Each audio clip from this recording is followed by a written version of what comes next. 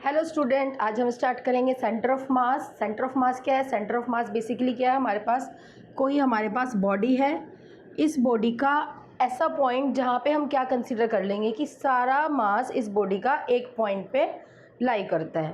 Practically ये चीज़ नहीं होती, बट क्या करते हैं, हमने अब जो चैप्टर पढ़ना है, हमने पढ़ना है rotation motion, system of particles and rotation motion. तो रोटेशन मोशन में क्या होगा, जैसे मेरे पास ये बॉडी है, तो इस बॉडी पे क्या बहुत सारे पार्टिकल्स होंगे। हर पार्टिकल क्या करेगा? रोटेट करेगा। जैसे ये बॉडी घूम रही है तो क्या होगा, इसके साथ सारे पार्टिकल रोटेट कर रहे हैं। तो हर पार्टिकल के लिए मोशन देखना पॉसिबल नहीं होता, तो क्या करते हैं, एक ऐसा पॉइंट कंसीडर करते हैं जिस पॉइंट पे हम क्या मान लेते हैं कि पूरा मास जो होगा हमारे पास इस बॉडी का, वो किसी एक पॉइंट पे लाई करेगा, जहाँ पे क्या होगा, इसका बैलेंसिंग पॉइंट होगा। जिस पॉइंट पे ये क्या कर जाएगा, बैलेंस कर जाएगा, उस पॉइंट को क्या बोल देंगे, सेंटर ऑफ मास। ठीक है, तो लिखेंगे इसको, क्या होता है, सेंटर ऑफ मास। स्टार्ट करने से पहले welcome to my channel physics fusion. ठीक है, तो लाइक सब्सक्राइब कीजिए। Next, centre of mass, it is defined as a point on a body where whole mass या masses of the body supposed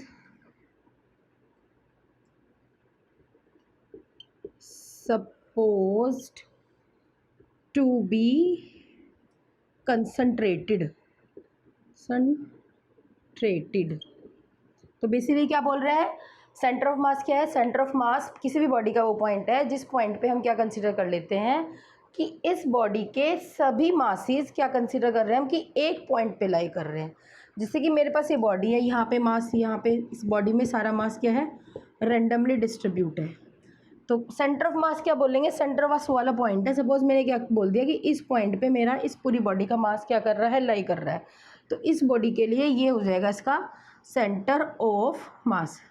जैसे मेरे पास सपोज एक ये रोड है, ठीक है, तो रोड पे क्या होगा, कोई बैलेंसिंग पॉइंट होगा जहाँ पे क्या हो जाएगा, बैलेंस हो जाएगा। तो रोड का जो मिड पॉइंट होता है, उस मिड पॉइंट को क्या बोलते हैं, सेंटर ऑफ मास। बेसिकली क्या करें, अगर रोड को ऐसे किसी वेज पे रख दें और ये क्या हो जाए, ये उस पर्टिकुलर पॉइंट के अराउंड ये बैलेंस हो जाए। जैसे कि इसको हम बैलेंस करने की कोशिश कर रहे हैं, अगर ये हमारा बैलेंस हो गया जिस पॉइंट पे, तो वो पॉइंट क्या हो जाएगा, इसके लिए सेंटर ऑफ मास हो जाएगा।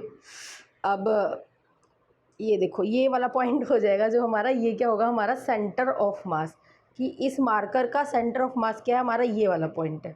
तो इस पॉइंट के अराउंड हम ये मान लेंगे कि इस मार्कर का पूरा मास हमारा इस पॉइंट पर लाई कर रहा है।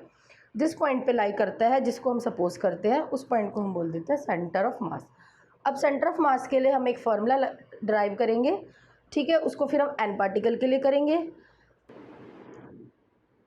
Centre of mass of two particle system,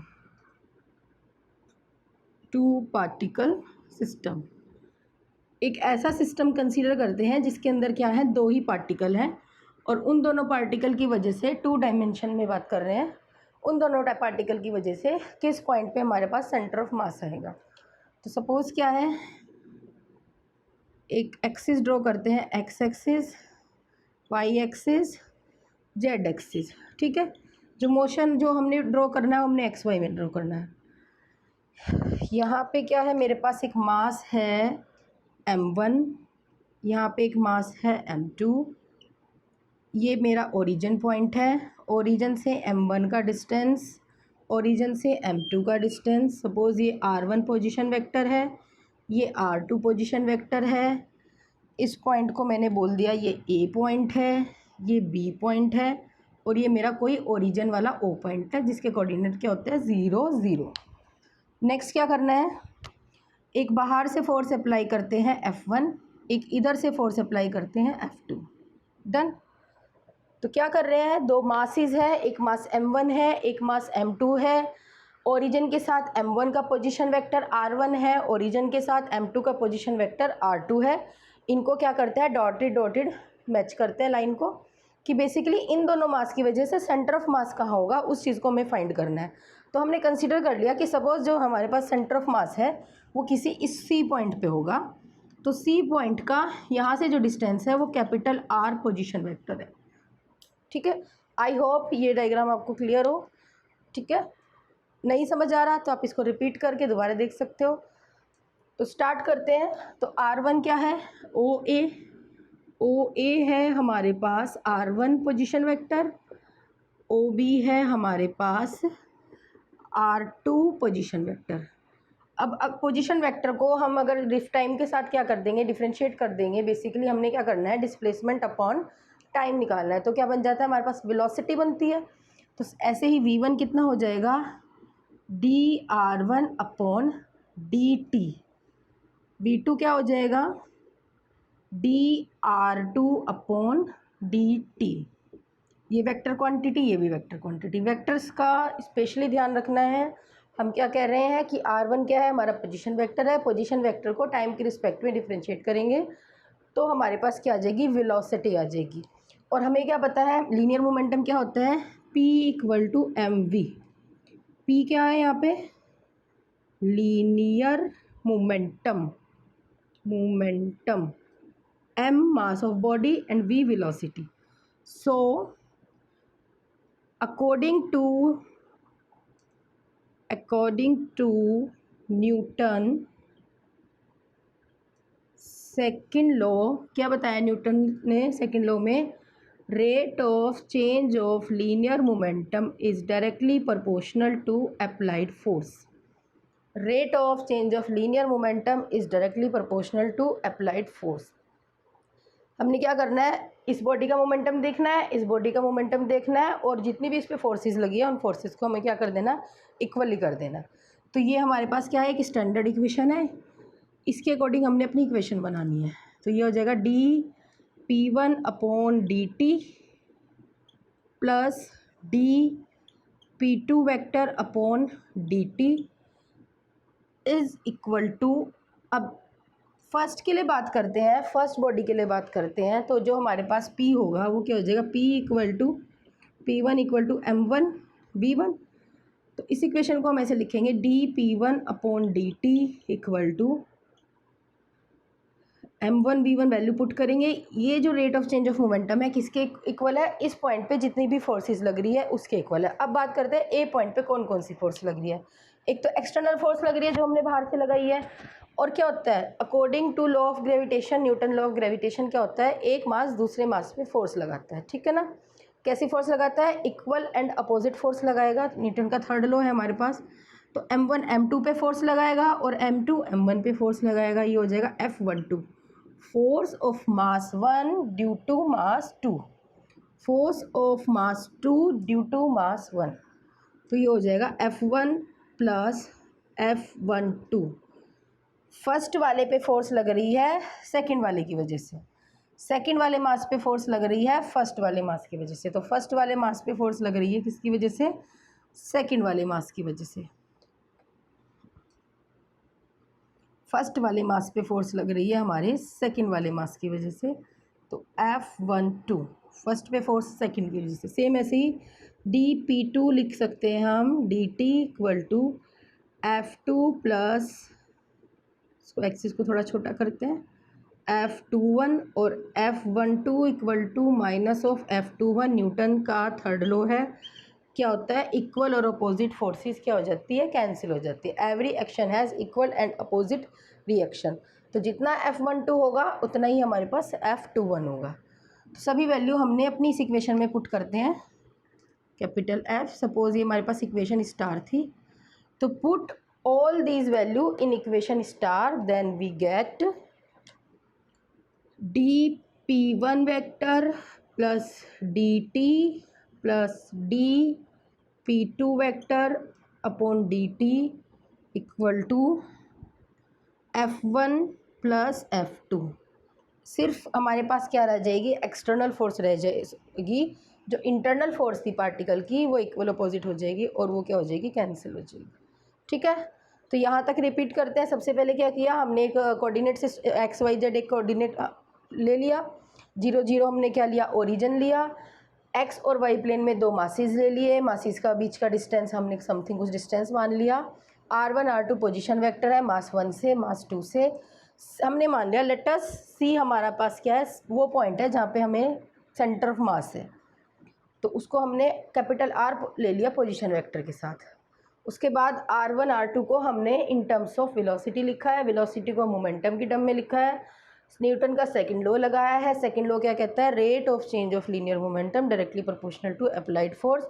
इस वैल्यू को हमने यहाँ पे पुट किया है। अब इससे नेक्स्ट हमें आगे चलना है। सो हमारे पास इक्वेशन आई थी dp1/dt plus dp2 vector upon dt equal to f1 plus f2। इसको हम लिख सकते हैं dm1v1/dt प्लस dm2v2/dt। ये क्या एक्सटर्नल फोर्स है, इसको कैपिटल F से लिख सकते हैं, F external, EXTERNAL। Done. Next step में क्या करना है, d/dt कॉमन ले लेते हैं, अंदर बचेगा m1v1 plus m2v2 equal to F external. Next v1 की वैल्यू पुट करेंगे, d/dt ब्रैकेट m1, v1 क्या है हमारे पास, dr1/dt प्लस m2 क्या है, dr2/dt equal to F external. d/dt यहाँ से भी कॉमन लेंगे, यहाँ से भी कॉमन लेंगे, तो फिर हो जाएगा ये d/dt एक बार और आएगा, m1 r1 plus m2 r2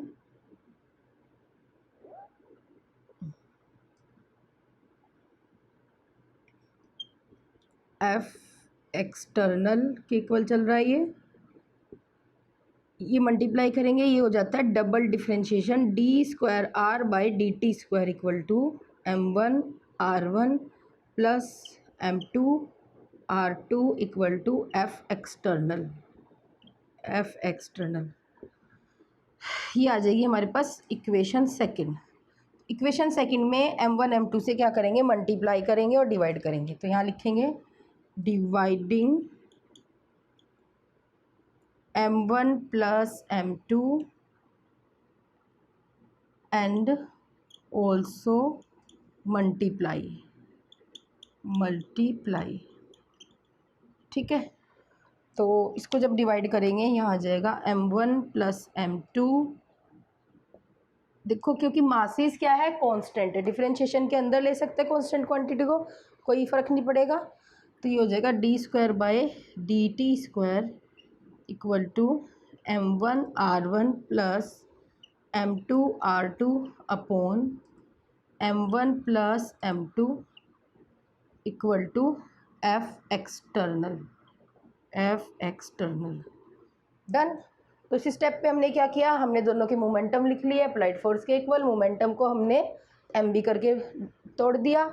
उसके बाद क्या करना है, d/dt यहाँ से कॉमन ले लेना है, फिर वेलोसिटी की टर्म में हमने पोजीशन वेक्टर को लिख देंगे, rate of change of position vector equal to velocity. d/dt हमने बाहर ले लिया, इसकी मल्टीप्लाई कर दी, ये जो फैक्टर बना इसको हम बोल देंगे कैपिटल R, जो ये हमारा क्या है, position vector. m1 plus m2 d²/dt² R F external, ये हमारे पास इक्वेशन है। ठीक है, तो बेसिकली हमें क्या करना है, हमें R की वैल्यू निकालनी है। तो R क्या आएगा, R equal to m1 r1 plus m2 r2 upon m1 plus m2। R क्या है हमारा, R है हमारा पोजीशन वेक्टर, कहाँ से, सेंटर ऑफ मास से ओरिजिन तक, ओरिजिन से लेके सेंटर ऑफ मास तक का जो डिस्टेंस है जिसको हम पोजीशन वेक्टर बोल रहे हैं वो क्या है हमारा आर। तो ये है हमारा मेन फॉर्मूला जो कि हमें फाइंड करना था। दो मास, कोई भी हमारे पास सिस्टम है जिसके अंदर टू बॉडीज़ हैं, तो उन बॉडी का सेंटर ऑफ मास कहाँ होगा। ठीक है, इसको अभी हम रोड पे अप्लाई करते हैं। इन केस ऑफ रोड, तो मेरे पास सपोज क्या है, ये एक रोड है या दो पार्टिकल, दो मास पे डिपेंड करते हैं कि सपोज क्या है, मेरे पास टू मासेस हैं। एक ये मास m1 है और ये मास क्या है, m2 है। m1 इक्वल है m2 के। डिस्टेंस क्या है इसका, सपोज ये है x1 और यहाँ पे क्या है x2, x1 एंड x2। तो इस इक्वेशन में वैल्यू पुट करेंगे तो r आ जाएगा हमारे पास m1 x1 plus m2 x2 upon m1 plus m2। Next step में m1 को और m2 को हम पुट कर देंगे किसके, m के इक्वल। तो r equal to mx1 plus mx2 upon m plus m। ये हो जाएगा, m कॉमन आ जाएगा यहाँ से, x1 प्लस x2, यहाँ पे है 2m, m से m कैंसिल, तो ये हो जाएगा x1 plus x2 upon bye 2। तो हमने क्या देखा, सपोज में ये कि मेरे पास दो मास हैं, इन दोनों मासिस का सेंटर ऑफ मास कहाँ होगा, बीच में होगा, चाहे बीच में आप मास कंटेन है चाहे नहीं है।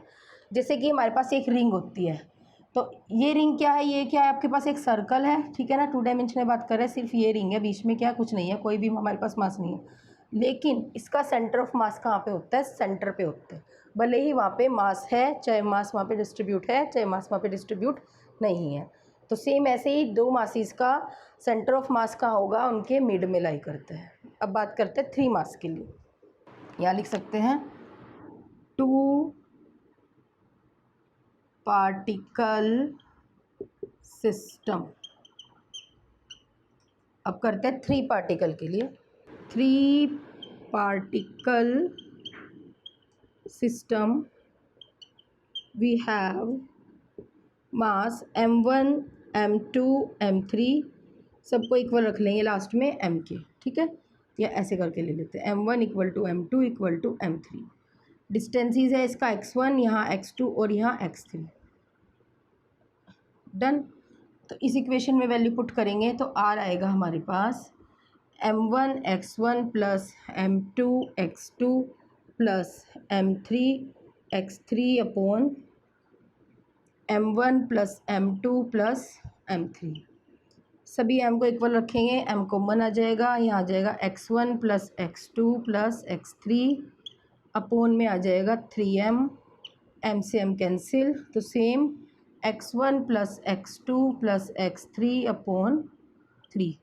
तो हमने 2 पार्टिकल के लिए क्या देखा, x1 प्लस x2 बाय 2, यानी कि उनके मीन पॉइंट पे आएगा। x3 के 3 पार्टिकल के लिए क्या देखा, तीनों को प्लस करना है डिस्टेंसेस को, x1 x2 x3 अपॉन 3। तो यहाँ से हमारे पास क्या कंक्लूज़न आया, कंक्लूज़न आया हमारे पास 4n particles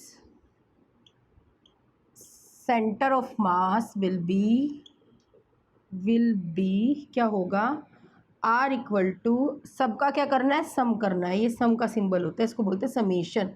i equal to 1 to n mi ri upon mi, summation i equal to 1 to n।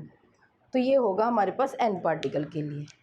तो i को हमने कहाँ से लेना है, 1 से लेके n तक वैल्यू पुट करनी है। जब i को 1 पुट करेंगे तो m1 r1, m1 i को जब 2 पुट करेंगे तो m1 r1 plus m2 r2 upon m1 plus m2। तो ये हमारे पास क्या है, एक ओवरऑल फार्मूला है जो कि n पार्टिकल पे आप अप्लाई कर सकते हो। तो आई होप आपको आज का टॉपिक सेंटर ऑफ मास समझ में आया, क्लियर हुआ। कोई भी आपको डाउट है तो आप कमेंट सेक्शन में पूछ सकते हो।